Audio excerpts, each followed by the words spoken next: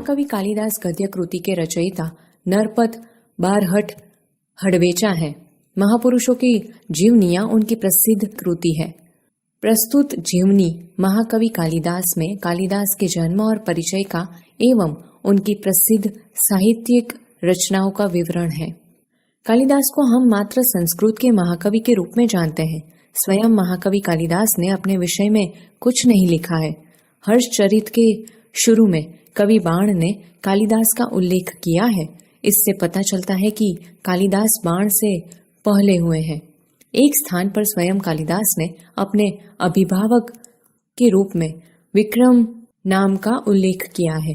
वह कौन सा विक्रम है, इस बात का अभी पूरी तरह पता नहीं चल पाया।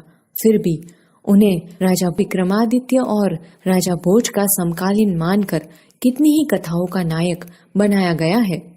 विभिन्न भाषाओं में पहेलियों और लोक कथाओं में उनकी विद्वता, कविता और चमत्कारिक प्रसंगों का वर्णन मिलता है। जन्म और परिचय। कुछ विद्वानों ने कालिदास का जन्म 365 ई तथा निधन 445 ई माना है। महाकवि कालिदास के जन्म स्थान के बारे में ठीक ठाक पता नहीं चलता। कुछ विद्वानों ने उनका जन्म स्थान उज्जयिनी माना है, जो सही लगता है क्योंकि मेघदूत में स्वयं कवि ने उज्जयिनी को विशेष दर्शनीय कहा है और लंबा रास्ता पड़ने पर भी उधर से जाने के लिए बादल से अनुरोध किया है। उज्जयिनी में उन दिनों राजा विक्रमादित्य का राज्य था। वहां भी प्रजा सब प्रकार से सुखी थी। साहित्य और कला की उन्नति चरम सीमा पर पहुंची थी।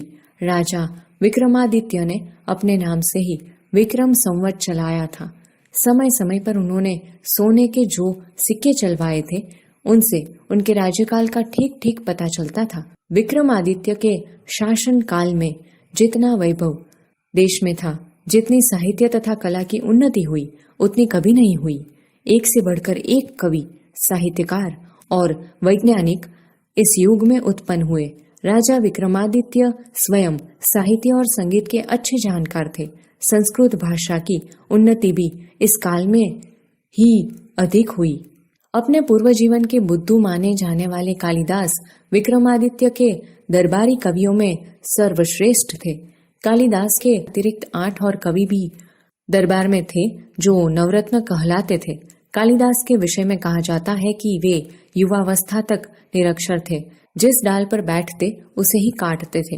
निरक्षर होने पर भी वह इतने विद्वान और महाकवि किस तरह बन गए, इसकी भी एक बड़ी विचित्र और रोचक कहानी है। उन दिनों शारदानंद नाम के एक राजा थे। उनकी एक गुणवती और विद्वान पुत्री थी जिसका नाम विद्योतमा था। वह बहुत सुंदर और रूपवती थी। उसके रूप, गुण और ज्ञान की प्रशंसा दूर दूर के देशों तक फैली हुई थी। विद्योत्तमा को अपने रूप, गुण और ज्ञान का बड़ा घमंड था। अपने विवाह के संबंध में उसने एक घोषणा कर रखी थी कि जो उसे शास्त्रार्थ में हरा देगा, उसी के साथ वह अपना विवाह करेगी। उसके इस घोषणा की जानकारी जैसे जैसे पास पड़ोस के देशों तक पहुंचती गई, वहां के विद्वान तथा पंडित विद्योत्तमा से शास्त्रार्थ करने के लिए आने लगे। लेकिन विद्वान या पंडितों को बड़ी ग्लानि का अनुभव हो रहा था और वे इसका बदला लेने का उपाय सोचने लगे थे। विद्वानों और पंडितों ने मिलकर तय किया कि विद्योत्तमा का विवाह किसी मूर्ख से करवा दिया जाए तो इसका घमंड टूट जाएगा और वे अपने अपमान का बदला भी ले सकेंगे। अतः अब वे ऐसे एक मूर्ख की तलाश में रहने लगे। संयोग से उन्हें एक दिन एक ऐसा ही मूर्ख युवक मिल गया। वह पेड़ की जिस डाली पर बैठा था उसे ही काट रहा था।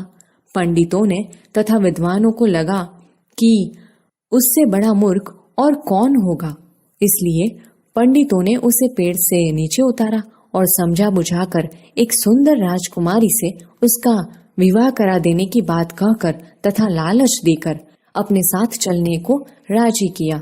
पंडितों ने उस मूर्ख युवक को यह बात अच्छी तरह समझा दी कि वह वहां कुछ नहीं बोलेगा और गूंगा बना रहेगा, नहीं तो उसका विवाह नहीं होगा।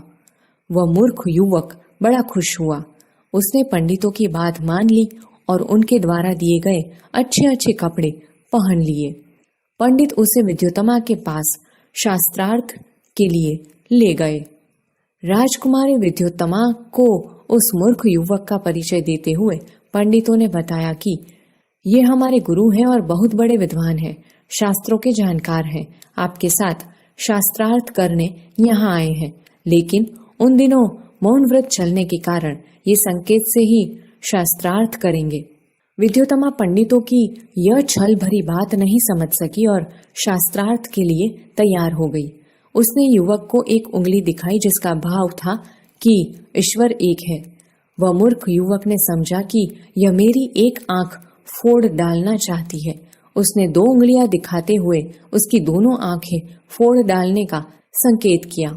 पंडितों ने इस संकेत का अर्थ विद्योत्तमा को समझाते हुए कहा, आपके प्रश्न के उत्तर में हमारे गुरुजी का कहना है कि ईश्वर और जीव 2 हैं। इस बार राजकुमारी विद्योत्तमा ने 5 उंगलियां दिखाकर 5 तत्वों का संकेत किया।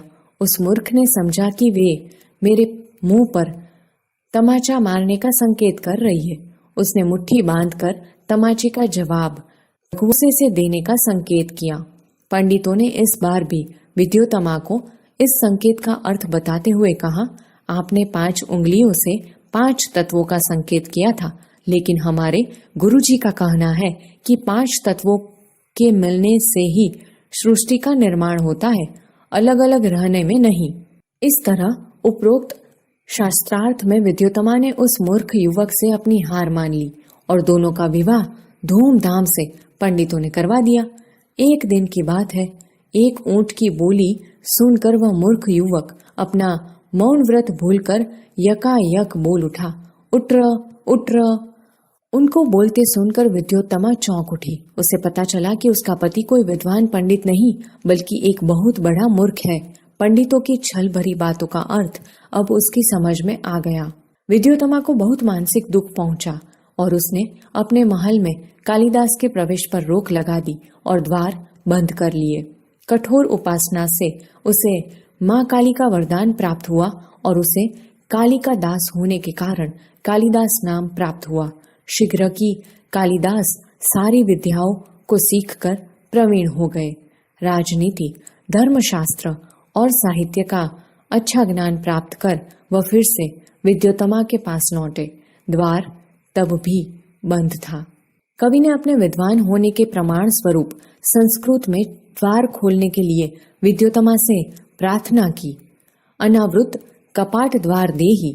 अंदर से पत्नी विद्योत्तमा ने पूछा, अस्ति कश्चिद वाग्निशेषः। इस पर महाकवि कालिदास ने क्रमशः कुमार संभव, मेघदूत और रघुवंश की रचना विद्योत्तमा को सुनाई। विद्योत्तमा को जब उनके पंडित होने का विश्वास हो गया तो उसने द्वार खोलकर महाकवि का स्वागत किया। कालिदास को हर क्षेत्र का गहरा अनुभव था। प्रकृति का जैसा वर्णन उनके साहित्य में मिलता है वैसा कहीं नहीं मिलता। उन्हें प्रकृति के बिना मनुष्य जीवन अधूरा दिखाई पड़ता है। कालिदास की उपमाएं विश्व विख्यात है। उनकी कोई तुलना नहीं, उसका कोई जोड़ नहीं। चरित्र चित्रण में भी महाकवि कालिदास की तुलना नहीं की जा सकती। उनकी कोई बराबरी नहीं कर सकता। उसके पात्रों का व्यक्तित्व अपनापन लिए रहता है। हर बात बड़ी ही स्वाभाविकता से उपस्थित होती है। कालिदास अपने काव्य तथा नाटक के द्वारा बार बार यही बताना चाहते हैं कि राजा प्रजा का शासक ही नहीं, उसका रक्षक और पिता भी है। उन दिनों समाज में नारी का क्या स्थान था, इस बात का पता भी हमें कवि कालिदास की रचनाओं में मिलता है। समाज में नारी को सम्मान और श्रद्धा की दृष्टि से देखा जाता था और उसे नृत्य, संगीत, चित्रकला आदि की शिक्षा दी जाती थी। महाकवि कालिदास के 7 प्रमुख ग्रंथ हैं। उनमें से पहला ग्रंथ है ऋतुसंहार। यह एक उत्तम काव्य है। इसमें कालिदास ने अपनी सूक्ष्म दृष्टि का परिचय दिया है।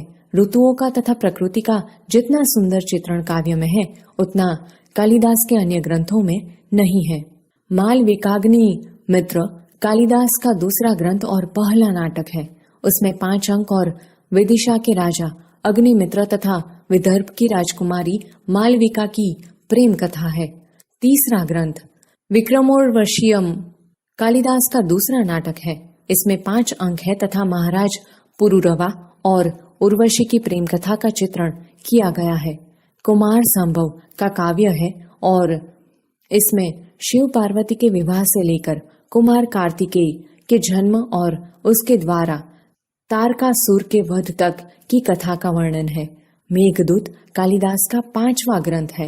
यह भी एक खंड काव्य है और इसके शुरू में कालिदास ने बादल को दूत बनाकर कुबेर की नगरी अलकापुरी तक का मार्ग बताया है। इसके उत्तरार्ध में यक्ष ने अपनी विरहिणी प्रिया को पहचानने के उपाय मेघ को बताए हैं और अपना संदेश दिया है। इस काव्य में वर्षा काल और विरह का वर्णन खूब निखरा है। इसमें भारत के भूगोल की भी अच्छी जानकारी दी गई है। रघुवंश एक महाकाव्य है। कवि कालिदास ने रघुवंश की कथा कहने से पहले ही कह दिया है, कहा तो सूर्य से उत्पन्न हुआ यह वंश, कहा मोटी बुद्धि वाला। मैं तिनको से बनी छोटी सी नाव लेकर अपार समुद्री को पार करने की बात सोच रहा हूँ। सूर्यवंश के दिलीप से लेकर कुश और उनके अनेक उत्तराधिकारियों तक की कथा रघुवंश में है। महाकवि कालिदास का 7वां और सर्वोत्कृष्ट ग्रंथ है अभिज्ञान शाकुंतलम। यह उनका 3रा नाटक है और इसमें 7 अंक है। महाकवि ने इस नाटक में राजा दुष्यंत तथा शकुंतला की कथा कही है। इस तरह महाकवि कालिदास आज भी हमारे संस्कृत साहित्य में अमर है। उनकी रचनाओं में तत्कालीन साहित्य, शासन और राजनीति, समाज और जनविश्वास, भूगोल, ललित कला, स्थापत्य आदि सभी की झलक मिलती है।